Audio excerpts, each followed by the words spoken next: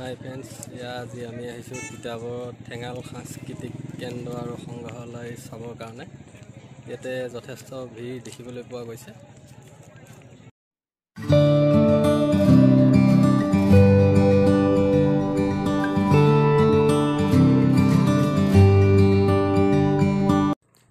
এইফালেই মুখ্য দুৱাৰৰ কাষতে টিকেট কাউণ্টাৰ আছে। এজনৰ টিকেটৰ মূল্য 30 টকাকৈ আৰু সংগ্ৰহালয় চাবৰ কাৰণে মূল্য 20 টকাকৈ।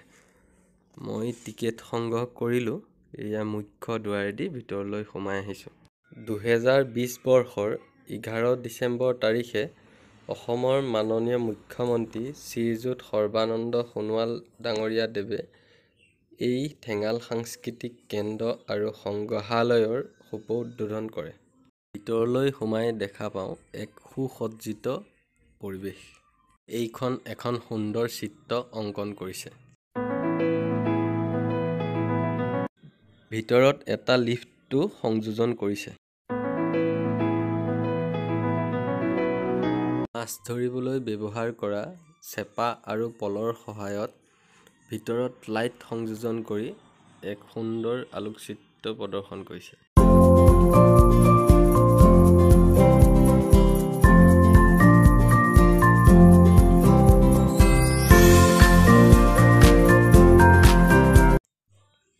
এইটো এটা বাঁহেৰে প্ৰস্তুত কৰা ম'হ যুঁজৰ প্ৰতীক চিহ্ন।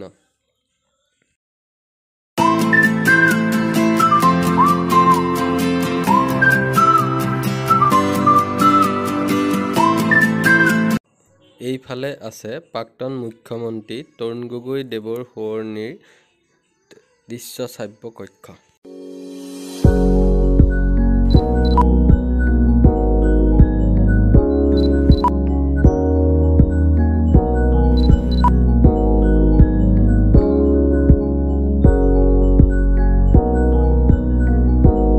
সকলো খুঁটাতে মুখা শিল্পৰ এক সুন্দৰ প্ৰদৰ্শন দাঙি ধৰিছে।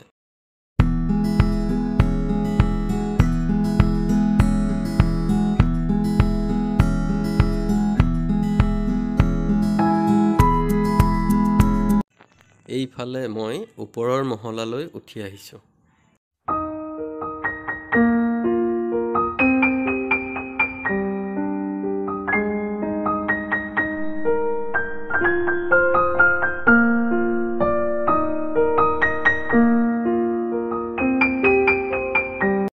এইটোৱেই হৈছে সংগ্ৰহালয়।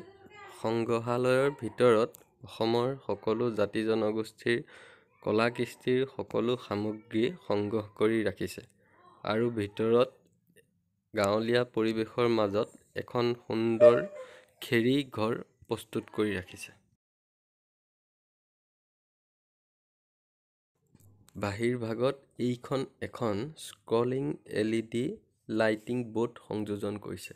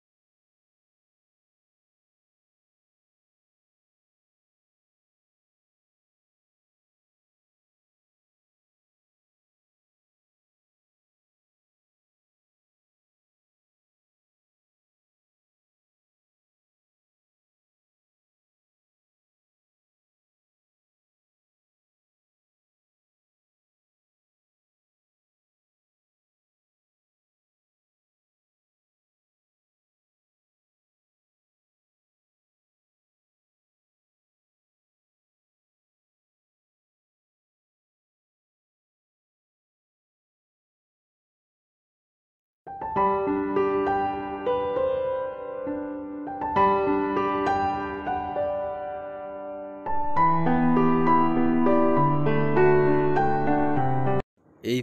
সৰু ল'ৰা-ছোৱালীৰ কাৰণে এখন প্লেগ্ৰাউণ্ড আছে।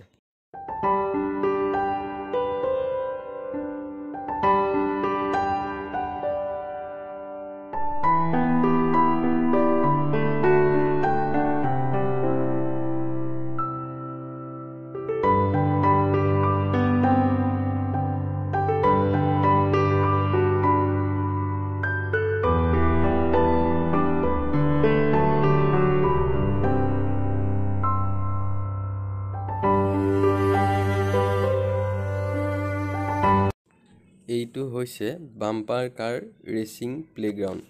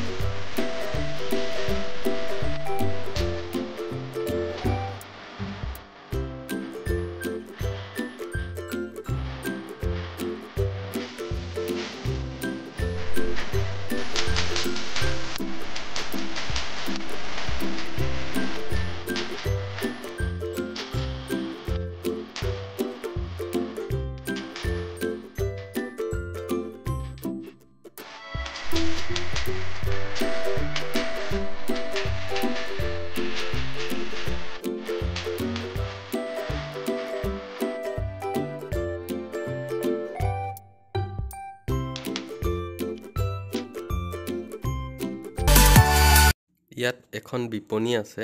ইয়াতে সকলো ধৰণৰ অসমীয়া সাজপাৰ ক্ৰয় কৰিব পাৰিব।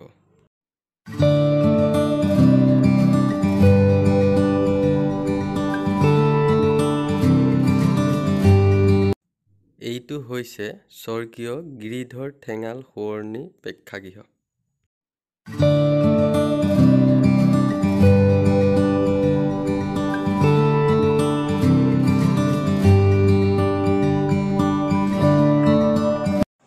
আহি আজি দেখা পালোঁ সকলোতে এক দৃষ্টিনন্দন পৰিৱেশ আৰু চাবলৈ বহুতখিনি আছে।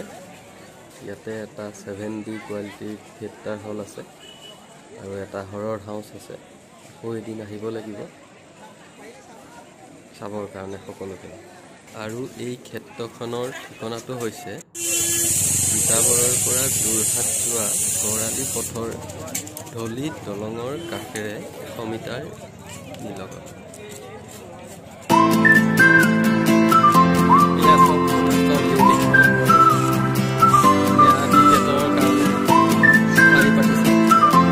আপোনালোকৰ যদি এই ভিডিঅ'টো চাই ভাল লাগিলে লাইক, শ্বেয়াৰ, কমেণ্ট আৰু ছাবস্ক্ৰাইব কৰিব।